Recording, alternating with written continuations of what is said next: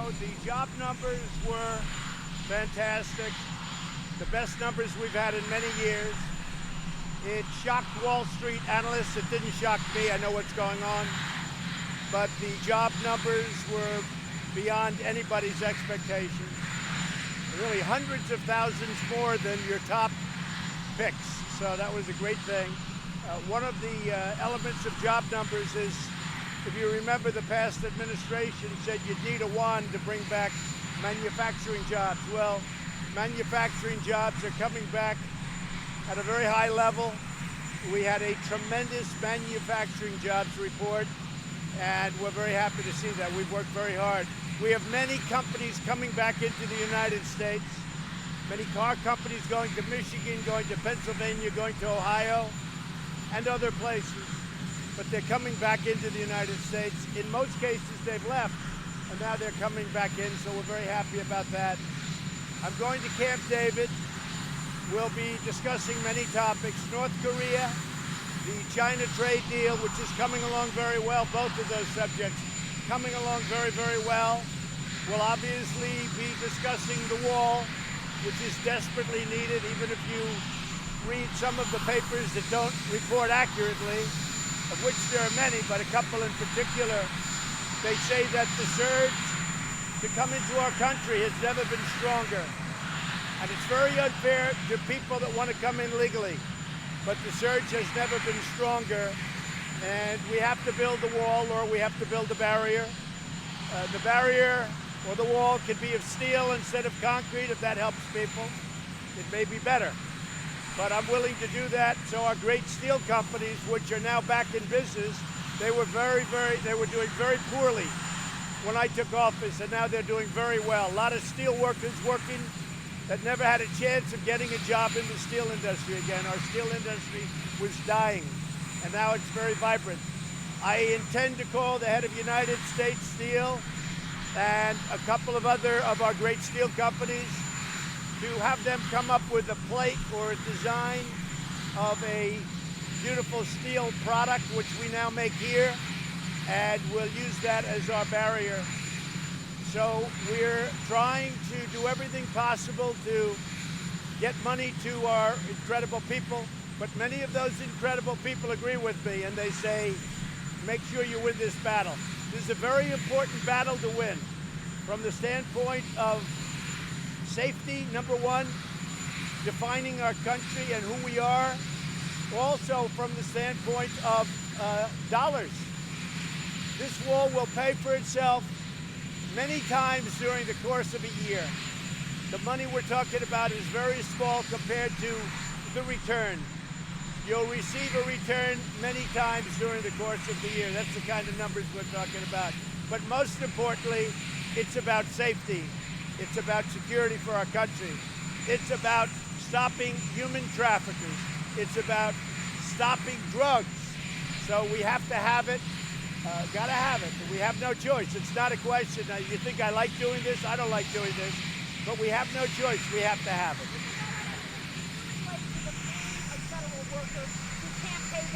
I can relate, and I'm sure that the people that are on the receiving end will make adjustments. They always do, and they'll make adjustments. People understand exactly what's going on. But many of those people that won't be receiving a paycheck, many of those people agree 100% with what I'm doing. And I will tell you, I just saw a poll, 75%, it was on Fox, but I just saw a poll, 75% that immigration is so important. And it is. It's a very big issue. I can't hear you. Do you think you can declare a national emergency? What is the point of having a shutdown?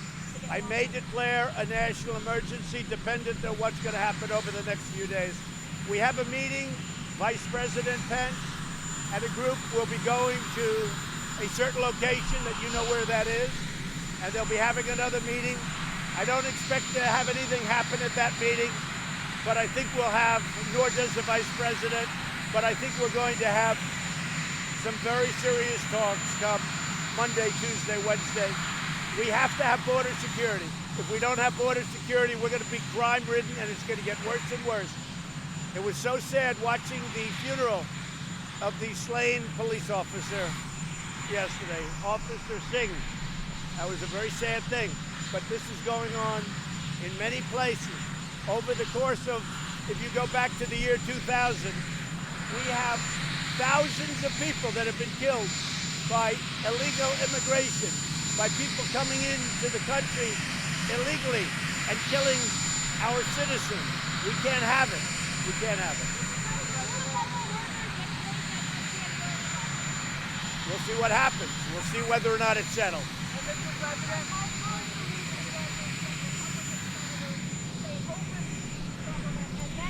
I will say this. I have tremendous support within the Republican Party. If you look at Congress, you saw, with all of the numbers, you saw just a very small group of people voting, and it wasn't really against, it was a vote to open. It wasn't against, because I think everybody agrees. Frankly, the Democrats agree that you need border security. They agree that you need a barrier. I put out a quote this morning of Barack Obama. I put out a quote this morning of Hillary Clinton in 2015. That was a few years ago. Strongly saying that you need a border to keep illegals out. And that's what you have to have. But it's not just illegals. It's criminals. It's drugs. It's the new phenomena that's been age-old, been going on for thousands of years, but it's never been worse than now because of the internet. Human trafficking, where they grab women, put tape over their mouth, come through our border, and sell them. And they go both ways, in both directions. Now, they don't go through a port of entry. That they'd be caught. But they go up where there's no wall. They make a right. They go to Mexico. Look, we better get smart. Human trafficking is a big business. It's a big deal. Dealing in children is a big deal. Children are probably the most harmed by not having the wall or its equivalent. But if you look at the human trafficking, they come in, they nab women, they grab them, they put tape over their mouth, they tie their hands, and they take them to another country, and they go right over that border. If we had a powerful wall or its equivalent, they wouldn't be able to do it because they'd have to go through ports of entry. Mr. President, how will a compromise look? How do you envision a compromise potential state? Look, I can say this. Everybody's playing games, but I can say this. I think that the Democrats want to make a deal. I really do. I feel that. We'll call it something different. I don't think I have to. That's for this year. We'll call it, we'll call it something different. A lot of work has been done on the wall. There's been tremendous renovation. And if you look in San Diego, there's been new wall built, which doesn't get reported. I don't know why. That you don't want to report it. But take a look at San Diego and other areas. We've had new wall built. But we can do much more if they give us the money to do it. But a lot of work has already been done. You know, when they say build the wall, I don't say that anymore. I say finish the wall, because we have done a lot of work. If you know, the $1.6 billion and $1.6 billion for 2 years, it had language in that really allows you to build a certain amount of wall, but mostly renovate existing walls. We've renovated a lot of walls, and they've done a very good job. You can't imagine doing like 2.5 or some figure. So we'll see what happens with DACA. DACA's right now before the United States Supreme Court. If the court does what most great legal scholars think they'll do, they won't give President Obama or President Trump the power to do what President Obama did. And if that happens, it will be a great thing for our country. You know why? Because we'll work out a deal very fast with the Democrats on DACA.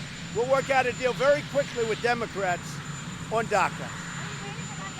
We're waiting for the Supreme Court decision. We'll see how long the shutdown goes on. Look, this shutdown could end tomorrow, and it could also go on for a long time. It's really dependent on the Democrats.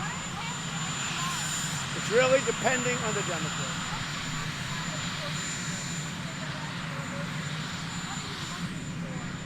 Well, we're going to see how we do here. And everybody knows, all you have to do is read today's Washington Post. And you see where big surges of people are coming in and trying to get through the border. Some of that, a lot of that is my fault. You know why? Because I've created such a great economy that people are pouring up to try and get jobs. So you could say it's my fault, and I want people to come in, but they have to come in legally. They have to come in legally. They can't come in the way they're coming in, because criminals are coming in, human traffickers are coming in, drug dealers are coming in. We can't have it.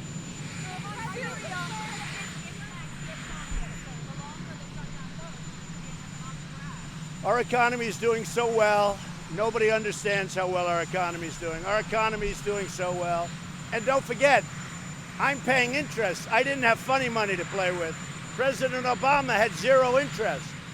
I have interest to pay. And now a lot of people that weren't getting interest on their money for many years, you understand, they're now actually getting interest on their money. But he was playing with funny money because there was no interest. We're playing with paying interest, like in all fairness you're supposed to be doing. Mr. President, what do you expect out of the China talks on trade this week in Beijing? The China talks are going very well. I spoke to President Xi recently. I really believe they want to make a deal. The tariffs have absolutely hurt China very badly, but our country is taking in a lot of money through tariffs, a lot of money, a lot of tariffs, steel dumping tariffs and others. But I think China wants to get it resolved. Their economy's not doing well. They're down close to 38%. That's a lot. And I think that gives them a great incentive to negotiate. But we're doing very well with China. My relationship with President Xi is as good as any relationship that a president here has had with a president or leader in China. And I think good things are going to happen. Now, I say this, North Korea, we're doing very well. And again, no rockets. There's no rockets. There's no anything. We're doing very well. I've indirectly spoken to Chairman Kim, and when I came here, this country was headed to war with North Korea, and now we have a very good dialogue going. Very good. We have, with North Korea, we have a very good dialogue. I'm going to not go any further than that. I'm just going to say it's very special. And anybody else but me, you'd be in war right now. And I can tell you, the previous administration would have been in war right now if that was extended. You would right now be in a nice, big, fat war in Asia with North Korea if I wasn't elected president.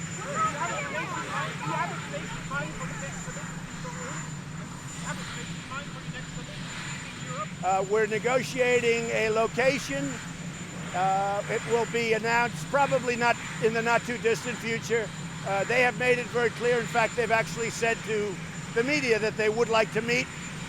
And they do want to meet, and we want to meet, and we'll see what happens. But the sanctions remain in full force and effect, and they will until we have some very positive proof. But I will tell you, we are doing very well with North Korea, and we're also doing very well with China on trade. The other one is Iran.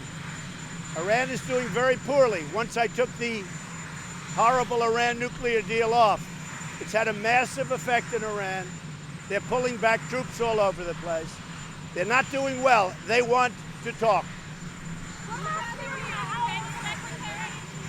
In Syria, we've had a tremendous impact. When I went there, don't forget, when they went to Syria 5 years ago, they were supposed to be there for 3 to 4 months, and they never came out. We are pulling back in Syria. We're going to be removing our troops. I never said we're doing it that quickly, but we're decimating ISIS. When I was elected president 2 years ago, ISIS was all over Syria and all over Iraq. We've wiped out ISIS in Iraq. We've wiped out ISIS, and we're doing it for two reasons. We're really doing it because we don't want them coming here, just so we understand. But we're doing it for a number of reasons. Now, we're helping other countries when we do that too. You have to remember, Iran hates ISIS more than we do, if that's possible. Russia hates ISIS more than we do. Turkey hates ISIS, maybe not as much as we do. But these are countries that hate ISIS. And they can do a little of the fighting in their neighborhood also, because we're fighting them in their neighborhood. But with that being said, we're pulling out of Syria but we're doing it, and we won't be finally pulled out until ISIS is gone. It's going quickly.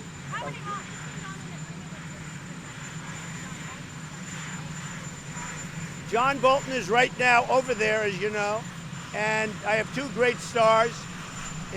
John Bolton is doing a great job, and Mike Pompeo is doing a great job. They're very strong, and they work hard. And as you know, they're doing things that are very, very good. We're coming up with some very good results. Well, I'm in no hurry. I have acting, and my actings are doing really great. David is doing great at Interior. Mick Mulvaney is doing great as Chief of Staff. But I sort of like acting. Gives me more flexibility. Do you understand that? I like acting. So we have a few that are acting. We have a great, great cabinet. If you look at my cabinet, we have a fantastic cabinet. Really good.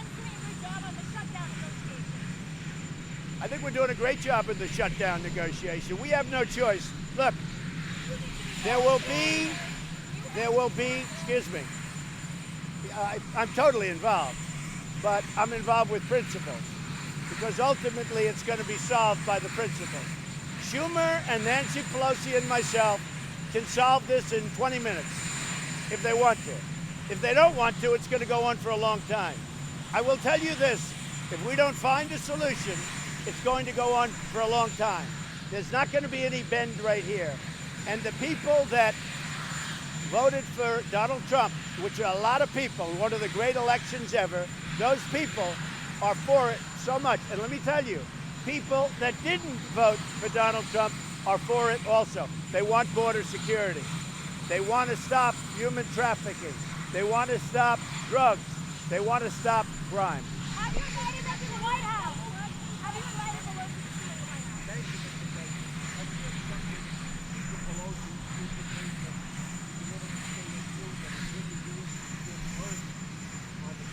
House? I will be making the State of the Union on January 29th, and I look forward to it. I look forward to it. And I look forward to speaking really before the world. We have a lot of great things to say. Our country is doing better than any country in the world right now. Our military is almost completely rebuilt. When I took it over, it was a mess. It was depleted. Our trade deals are going great. We have a deal with Mexico, with Canada, with South Korea. We're negotiating with Europe, the European Union. We're negotiating with China, which is by far the biggest of them all. We're doing very, very well. Very, very well. Yeah, we're looking into that. We're looking into that, yeah. Look, they have to do what they have to do. But many of those workers agree with me. And I think, frankly, there's been very little of that so far, as you know. Very, very little. Mr. President, are you okay anymore? Thank you, everybody. Mr. President, are you stand politically? I don't like doing this. I have no fun doing this. I was elected to protect our country. That's what I'm doing. And presidents before me have all voted for this, or many of them, and many of the senators that I'm negotiating with right now have voted for this. But let me tell you something. They didn't have the guts to do it. Just like they didn't have the guts to move the embassy to Jerusalem in Israel. They didn't have the guts to do things that they should have done. Just like they didn't take out ISIS. Just like so many other things. I was voted 306 to 223 or something like that by a lot. I was voted to be your president partially because of security. It's a big part of what I talked about. Not only the wall, the military, and lots of other things. I think I've done a great job. I think I've done a great job. I'm getting credit from the Real News for doing a great job. But border security is a big part of that. We also have to stop drugs. Listen, we also have to stop drugs. If we don't stop drugs soon, there has never been a time over the last 10 years, and it's gotten worse and worse over the last 5, there has never been a time when our country was so infested with so many different drugs coming from so many different locations. And I believe that President Xi in China, when he made the pledge to me to criminalize fentanyl, I believe that's going to go a long way to helping us. Going to Camp David.